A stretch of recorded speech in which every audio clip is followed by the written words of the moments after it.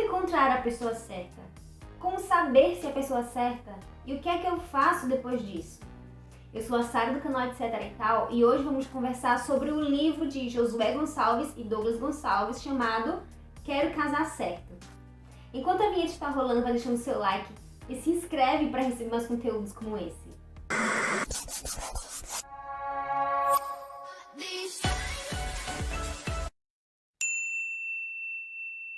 Josué Gonçalves é considerado o pastor da família aqui no Brasil e o seu filho, Douglas Gonçalves, ele é o idealizador do movimento Jesus Copy. Quero Casar Certo é uma leitura indicada para aquelas pessoas que estão buscando uma orientação espiritual no que tange ao namoro. Gente, eu achei a capa a coisa mais fofinha. Vejam se não estou certa. Ai, parece aqueles romancezinhos, né? Eu achei lindo. A narrativa em primeira pessoa aqui faz com que a gente sinta mais íntimo, né, dos autores. Parece que eles estão ali num chá da tarde. E o livro, além de curtinho, afinal de contas, ele tem pouco mais de 100 páginas. Ele tem uma linguagem muito simples, direta. Ele pode ser lido e compreendido por todos, desde adolescentes até adultos. Esse livro aqui, ele é dividido em duas partes. O primeiro é escrito por Douglas Gonçalves, né, intitulado de Como Escolher Certo. E aqui ele vai falar quais devem ser nossas expectativas, qual deve ser nossa direção antes de entrar num relacionamento. E a segunda parte vai ser feita por Josué Gonçalves. E aqui nessa segunda parte, ele vai focar no que devemos prestar atenção e preparar a caminho do altar. Eu ganhei esse livro aqui em 2018 do meu pai. E em 2018, deixa eu ver a data certa, 28 de outubro de 2018.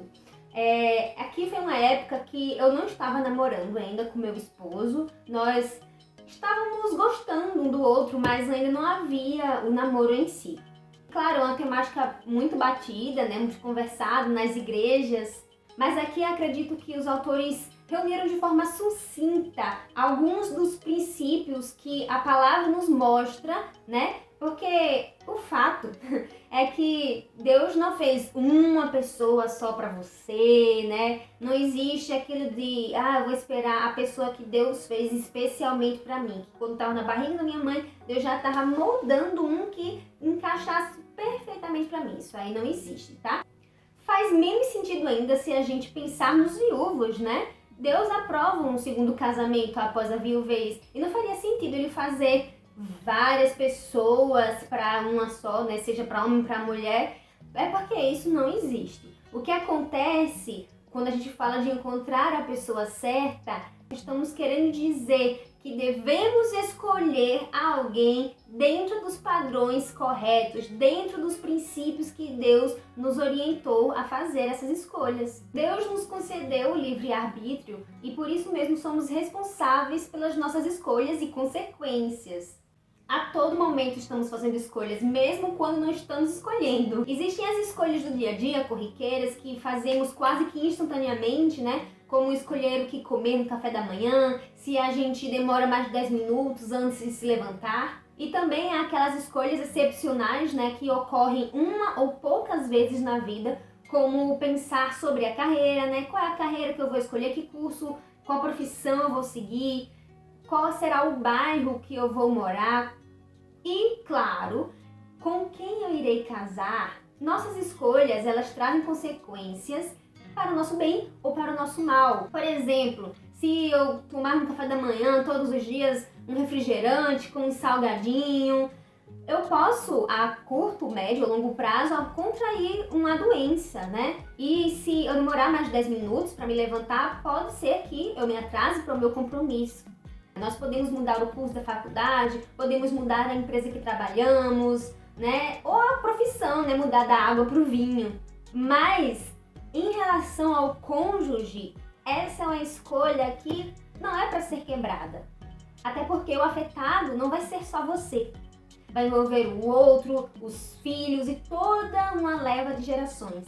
E a raiz do problema está na nossa troca de prioridades quando vamos procurar alguém para casarmos. Porque nós cristãos temos que não procurar alguém que nos faça simplesmente feliz, porque isso não é o suficiente. A palavra nos mostra que através do nosso casamento, através da nossa família, nós temos que estabelecer e também representar o reino de Deus. Voltando ao livro, Douglas usa como base Gênesis 24, do 1 ao 16, que é aquela história em que Abraão pede para o seu servo procurar uma esposa para Isaac. E ali ele tira alguns princípios para escolhermos também o nosso futuro cônjuge.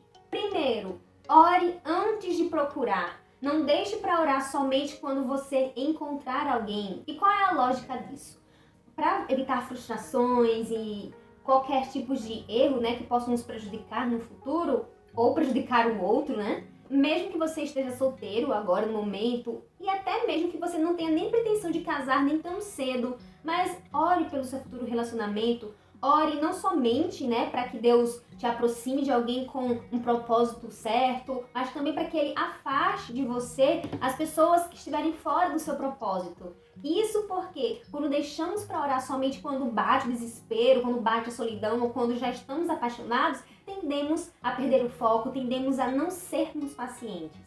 O segundo passo, ou o segundo princípio, é ouvir o que as autoridades sobre sua vida têm a dizer sobre o candidato, sobre a candidata, ou até mesmo sobre você, né? E é verdade que o mundo rejeita qualquer tipo de hierarquia, qualquer coisa também relacionada à autoridade, mas Deus não muda, Deus é o mesmo, Ele continua trabalhando com princípios. E eu sei que é difícil confiar em um terceiro, né, que julgue nossos sentimentos e escolhas, mas a questão é que uma pessoa de fora, né, ela vai ser mais neutra e vai olhar um quadro como um todo. Vão ser mais imparciais, vão ser mais objetivos e não vão estar corrompidos por uma paixão.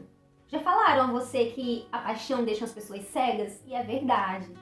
O terceiro ponto, escolher alguém da mesma fé, que possua os mesmos ideais, os mesmos pensamentos. É muito comum, né, ouvir entre os jovens da igreja que não há alguém que eles possam namorar dentro da sua igreja. Eu mesma já disse isso, né?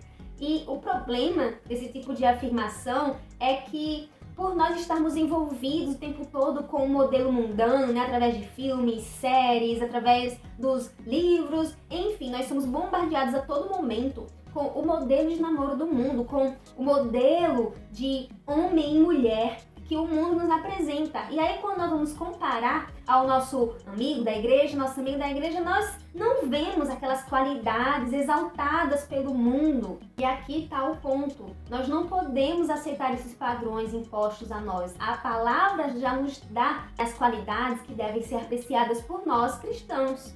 Mas escolher alguém da mesma fé não diz especificamente, né, que você tenha que namorar e casar somente com alguém da sua própria denominação. Mas se for possível, evite, né? Por quê? Eles não falam isso aqui no livro, mas vamos imaginar alguns cenários. Suponha que você não crê em predestinação, mas o outro acredite. Se você acredita nos dons do Espírito, né, no falar em línguas, e se o outro não acreditar, que você não guarde o sábado, mas o outro creia que o sábado tem que ser guardado. São só alguns exemplos, né, de algumas doutrinas que existem no meio cristão, né, que podem trazer grandes conflitos para o relacionamento. E durante o namoro, você pode até relevar algumas coisas, mas após o casamento isso vai vir com muito mais peso, vocês vão ser muito mais bombardeados, vão entrar em crise e vai piorar se envolver filhos, né? Porque cada um vai querer criar do seu jeito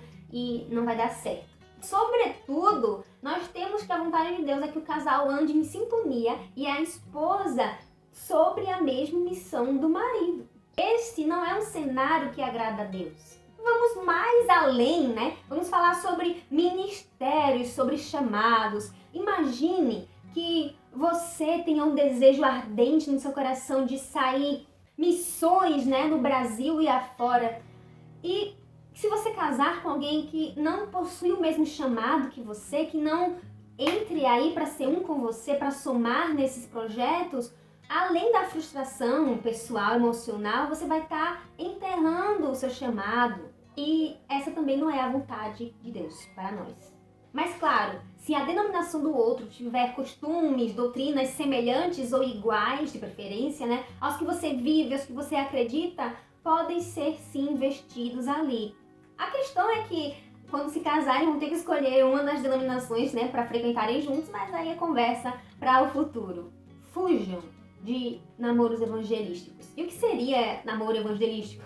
É você namorar alguém e querer depois levar essa pessoa para a igreja, evangelizá-la. E o problema disso é que na maioria das vezes, na grande maioria das vezes, não estou dizendo sempre, mas na grande maioria das vezes, acontece uma das duas coisas. Ou você vai acabar desviando, né? Porque a carne é fraca. E estar em comunhão ali o tempo inteiro com alguém sem os princípios bíblicos pode ser que acabe apagando a chama interna que há em você. Ou a segunda coisa que pode acontecer é que o seu namorado, a sua namorada, passe a frequentar e até aceitar a Jesus, né? Só por sua causa. E aí, se o relacionamento acaba, ele também acaba abandonando a igreja, também acaba abandonando a Cristo. E claro, essa não é a vontade de Deus para nós, né? Não seria o ideal para um relacionamento cristão. A questão é que, se podemos evitar, por que pagar para ver? Eu estou falando aqui, não é querendo pagar de santa, né? Eu também já errei no passado, já entrei numa relação com um descrente e só foi ladeira abaixo, meu filho. Era um jogo desigual, né? Se a gente pode evitar feridas emocionais e até mesmo, às vezes, feridas físicas, né? Por que a gente tem que escolher esse caminho difícil? Vou dar um testemunho feliz agora, né? Eu e meu esposo, eu e Paulo, nós não éramos da mesma denominação, não éramos nem do mesmo estado, mas nós sabíamos o que queríamos em Deus, sabíamos o que queríamos para um casamento, né? Os princípios bateram e hoje servimos a Deus juntos, para a glória de Deus, nós servimos juntos no ministério de louvor. Nós complementamos um ao outro e é uma bênção. O quarto princípio é não escolha com os olhos. Isso os olhos naturais, né?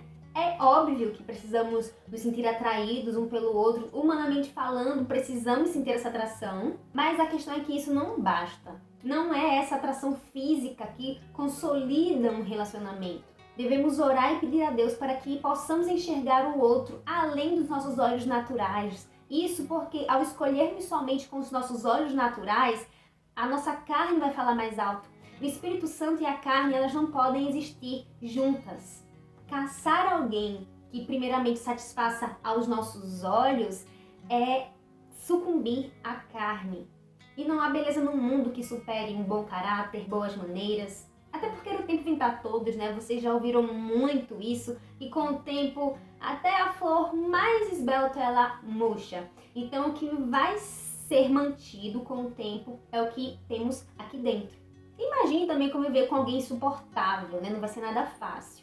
E em quinto lugar, mas não menos importante, escolha alguém puro. E aqui o autor ele faz a distinção entre ser puro e ser virgem. Sim, existem virgens que não são puros e existem pessoas puras, embora não sejam mais virgens. E o que seria ser puro? Ser puro, de acordo com o autor, é não abdicar dos princípios bíblicos, é não mesclar princípios bíblicos com os mundanos. Eu vou ler alguns recortes para vocês entenderem mais a questão. Todos querem colocar gasolina pura em seus carros, do contrário terão problemas. Eles querem beber água pura, querem comprar mel puro, querem alimentos puros. Por que não iríamos querer uma pessoa pura quando escolhemos alguém para casar? Eu não chamei de escolher alguém virgem, porque a virgindade não é símbolo de pureza. Mas o autor vai ressaltar a importância de se permanecer virgem, né, de se conservar até o casamento. E aqui o autor vai falar sobre o padrão único de beleza de Deus. E aqui, esse padrão único de beleza de Deus, ele não está se referindo ao padrãozinho, né, de colocar todo mundo no mesmo molde, ficar igualzinho, como o mundo faz, né? O que ele está dizendo aqui é que cada um de nós somos únicos e através do casamento vamos ter experiências únicas. Então vamos ter um universo de prazer inteiro criado só para nós, e propício só para nós. E é também chamado de padrão único de Deus porque teremos ao longo da nossa vida somente uma única experiência com aquela pessoa com quem casamos. Porque o problema em ter vários parceiros sexuais, tudo bem, né? Tem sim, com certeza, e devemos considerar o lado espiritual, mas nosso cérebro natural, ele também vai nos trair. Ele diz o seguinte aqui: se eu tivesse relações sexuais com várias mulheres, eu seria insatisfeito porque ficaria fazendo comparações que jamais poderiam ser realizadas. A boca de uma não é uma boca de outra, o seio de uma não é como o seio da outra, a perna de uma não é como a perna da outra. Seria uma eterna comparação que jamais poderia resolver meu problema ou satisfazer as exigências que poderia criar em minha mente a partir dessas comparações que seriam feitas. É assim que acontece. Não se iluda pensando que não seria assim. O rapaz que ficaria com você, ou a moça, né? Se ele tiver várias parceiras e parceiros antes, virá à mente dele as comparações com as outras pessoas, melhores ou piores que você. E na verdade, as próprias comparações são ilegítimas, porque, resumidamente, né? Cada um é único. Nascemos únicos, Deus nos fez únicos. Esse é um dos grandes perigos de ter vários envolvimentos sexuais. Nós sabemos todo o patamar espiritual, né, que já é pregado muitas vezes na igreja, mas também temos aqui a parte natural, certo? O nosso cérebro, a nossa mente, as nossas memórias. E claro que Deus pode restaurar nossa mente, né? Ele é um Deus que restaura, um Deus que transforma, um Deus que cura, um Deus que liberta. Mas vai exigir muito de nós. Vai ser uma verdadeira batalha intensa.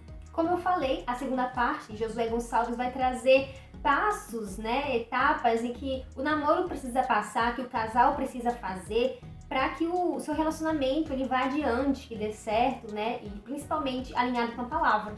Mas eu posso resumir toda a ideia em apenas 2 pontos. Primeiro, tenha certeza de ter as 4 bênçãos nas áreas de sua vida. A bênção de seus pais, a bênção dos seus sacerdotes, que são os seus líderes da igreja, a bênção judicial e a bênção sexual. Segundo, ao deixar a casa de seus pais, saia com respeito, com gratidão no coração, com honra, lembrando-se sempre que Deus é um Deus que trabalha com princípios. E já que aqui estamos falando sobre a família, né, sobre deixar o lar, lembre-se que ao casar com a pessoa, você também está casando com a família dela. E se quiser evitar dor de cabeça, escolha bem, viu? Pode parecer besteira, porque afinal de contas vocês não vão morar no mesmo teto, mas sente. Converse com pessoas que possuem familiares problemáticos e veja que muitas vezes sim, essas situações acabam criando situações entre o casal que trazem brigas, discussões, contendas. É preciso realmente muita maturidade do casal para enfrentar essas situações. De certa forma, vocês cortam laços, né, com os outros parentes e começam aí uma nova história juntos, mas vocês vão ter que batalhar juntos espiritualmente, né, pela vida dos familiares e também buscar sabedoria para saber lidar emocionalmente com os prováveis infortúnios. Eu vou ficando por aqui, eu agradeço a sua companhia. Se gostou do vídeo, não esquece de deixar seu like. Eu te convido a me acompanhar no Instagram. Tem uma sugestão de livro pra mim ou quer que eu traga uma resenha de um livro específico? Fala aqui nos comentários. Um beijo, até o próximo vídeo.